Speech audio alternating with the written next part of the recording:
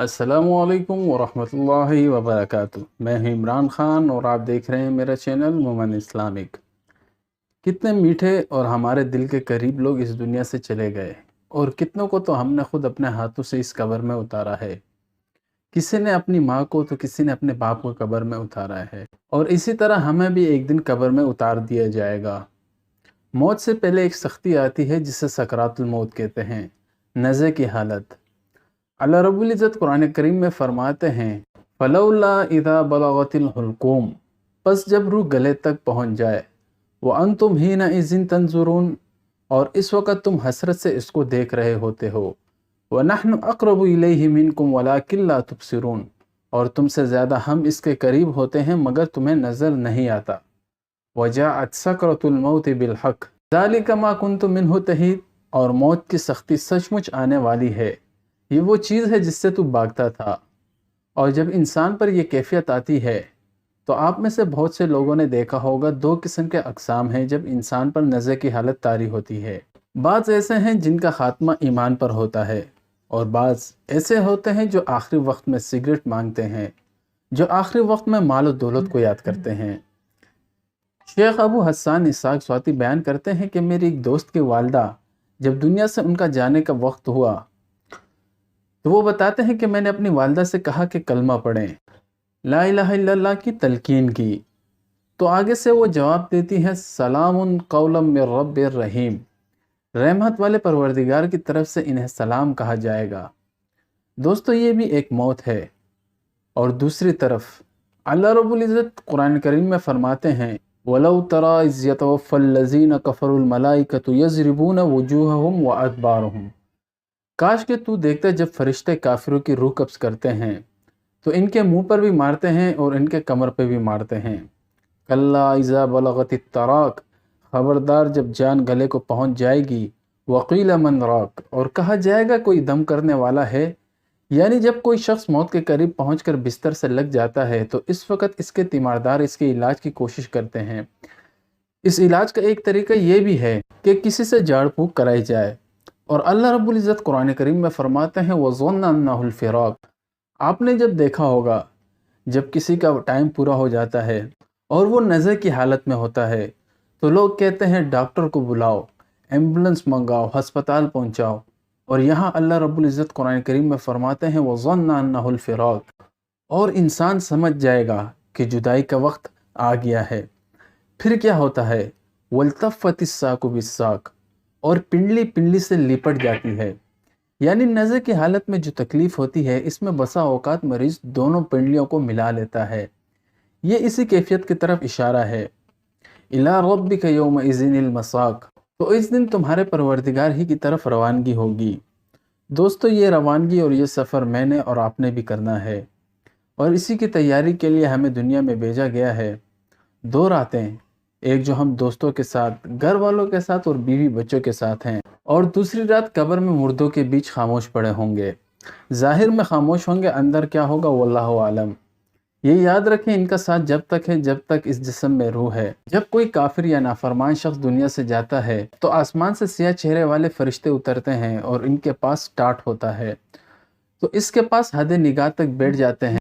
फिर मलकुल मौत आकर इसके सिरहाने बैठ जाता है और कहता है, एक गंदी और खबीस रूह, अल्लाह ताला की गज़ब और नाराज़गी की तरफ चल। नबी सल्लल्लाहु अलैहि वसल्लम फरमाते हैं कि इसकी रूह पूरे जिस्म में फैल जाती है, तो जब वो निकलती है तो इसके साथ रगें और पट्टे टूटने लगते हैं। इस तरह भीगी हुई रूह से सीख खींची जाती है तो वो इसे पकड़ लेते हैं और लम्हा भर भी अपने हाथ में नहीं रखते और फ़ौरन इसे इस टाट में लिपेट देते हैं। और इससे इतनी गंदी बू उठती है जैसे कि ज़मीन में किसी मुर्दार की हो। तो इसे लेकर ऊपर आसमान की तरफ चलते हैं और जिस फरिश्ते के पास से भी गुजरते हैं वो कहता है कि ये कौन है, किसकी इतनी गंदी और खबीस रूह है। तो इन्हें जवाब में वो नाम बताया जाता है जिससे वो दुनिया में सबसे बुरे नाम के साथ पुकारा जाता था। हत्ता कि इसे आसमान के दरवाजे पर ले जाया जाता है, पर इसके लिए आसमान के दरवाजे नहीं खोले जाते। ला तुफ़त्तहुल अब्वाबुस समाई वला यदखुलूनल जन्नत हत्ता यलिजल जमलु फ़ी सम्मिल ख़यात, इनके लिए आसमान के दरवाजे नहीं खोले जाएंगे اور وہ جنت میں اس وقت تک داخل نہیں ہوں گے جب تک کہ کوئی اونٹ ایک سوئی کے ناکے میں داخل نہیں ہو جاتا۔ نبی صلی اللہ علیہ وسلم فرماتے ہیں کہ اللہ رب العزت فرمائیں گے کہ اس کی کتاب سجین میں سب سے نچلے زمین میں لکھ دو اور اسے زمین کی طرف واپس لے جاؤ، کیونکہ میں نے انہیں اسی سے پیدا کیا ہے اور اسے میں واپس لوٹاؤں گا اور اسی میں سے دوبارہ نکالوں گا۔ تو اس کی روح کو لے کر وہیں سے پھینک دیا جاتا ہے۔ نبی صلی اللہ علیہ وسلم فرماتے ہیں کہ اس کی روح کو اس کے جسم میں لوٹا دیا جاتا ہے اور دو فرشتے آ کر اسے بٹھاتے ہیں اور اسے کہتے ہیں کہ تیرا رب کون ہے؟ وہ جواب دیتا ہے کہ ہائے مجھے علم نہیں۔ پھر اسے کہتے ہیں کہ تیرا دین کیا ہے؟ وہ جواب میں دیتا ہے ہائے مجھے علم نہیں۔ پھر نبی صلی اللہ علیہ وسلم کے بارے میں پوچھا جاتا ہے، چونکہ اس نے زندگی نبی صلی اللہ علیہ وسلم کے طریقوں پر نہیں گزاری ہوتی تو اسے علم ہی نہیں ہوتا، تو وہ کہتا ہے ہائے مجھے علم نہیں۔ آسمان سے آواز آتی ہے کہ اس کے لیے جہنم کا بستر بچھاؤ اور اسے جہنم کا لباس پہناؤ اور جہنم کی طرف ایک دروازہ کھول دو تاکہ اس کے لیے جہنم کی گرم ہوا اور لو آئے، اور اس پر قبر اتنی تنگ ہو جاتی ہے کہ اس کی پسلیاں ایک دوسرے سے مل جاتی ہیں، اور اس کے پاس برے چہرے اور گندے اور برے کپڑوں پہنے ہوئے آ کر کہتا ہے تو ایسی خبر سن جسے تو برا محسوس کرے، یہ وہ دن ہے جس کا تیرے ساتھ وعدہ کیا جاتا رہا۔ وہ اس سے سوال کرے گا تو کون ہے؟ تیرے چہرے سے برائی اور شر جھلک رہا ہے۔ وہ اسے جواب دے گا کہ میں تیرے برے اور خبیث اعمال ہوں۔ تو جب وہ اس کے جواب دیتا ہے کہ میں تیرے برے اور خبیث اعمال ہوں، تو یہ آگے سے کہتا ہے یا اللہ قیامت قائم نہ کرنا، کیونکہ اس سے پتہ چل جاتا ہے کہ یہاں پہ اتنی سختی اور اتنی تکلیف ہے، آگے جہنم میں کیا ہوگا۔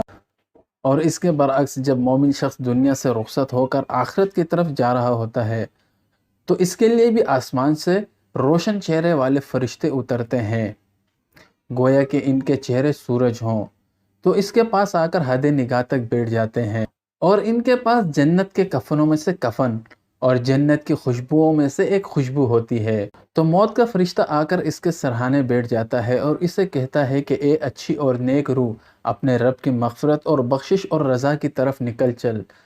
تو وہ اس طرح بہہ نکلتی ہے جس طرح کہ مشکیزے کے منہ سے قطرہ بہتا ہے۔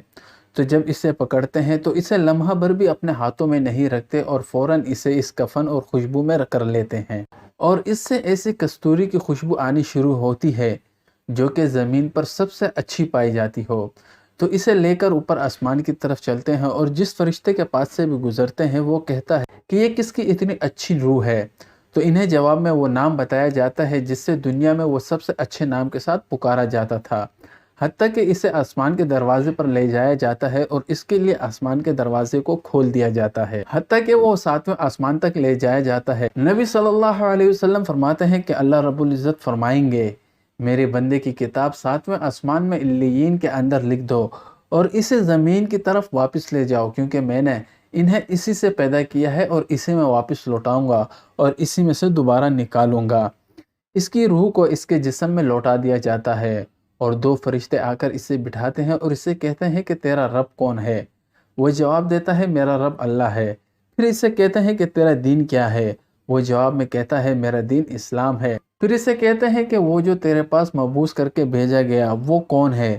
وہ جواب میں کہتا ہے کہ وہ اللہ کے سچے رسول صلی اللہ علیہ وسلم ہے۔ تو آسمان سے آواز آتی ہے کہ میرے بندے نے سچ کہا، اس کا بستر جنت کا بچھاؤ اور اسے جنت کا لباس پہناؤ اور اس کے لیے جنت کی طرف دروازہ کھول تاکہ اس دروازے سے جنت کی خوشبو اور ہوا آتی رہے، اور اس کی قبر حد نظر تک وسیع کر دی جاتی ہے، اور اس کے پاس خوش باش چہرے والا اور اچھے لباس اور اچھی خوشبو میں ایک شخص آ کر کہتا ہے تجھے ایسی خوشخبری ہو جو کہ تیرے لیے خوشی کا باعث ہے، یہی وہ دن ہے جس کا تیرے ساتھ وعدہ کیا جاتا رہا۔ وہ اس سے سوال کرے گا کہ تو کون ہے؟ تیرے چہرے سے تو خیر اور بھلائی جھلک رہی ہے۔ تو وہ اسے جواب دے گا کہ میں تیرے اعمال صالح ہوں۔ تو وہ جب اسے کہے گا کہ میں تیرے نیک اور صالح اعمال ہوں تو یہ کہے گا کہ اے رب قیامت قائم کر دے تاکہ میں اپنے اہل و عیال میں واپس جا سکوں۔ دوستو، اپنی زندگی کی الجھنوں اور کام کاج میں مصروف رہ کر ہم آخرت کو بھول گئے ہیں۔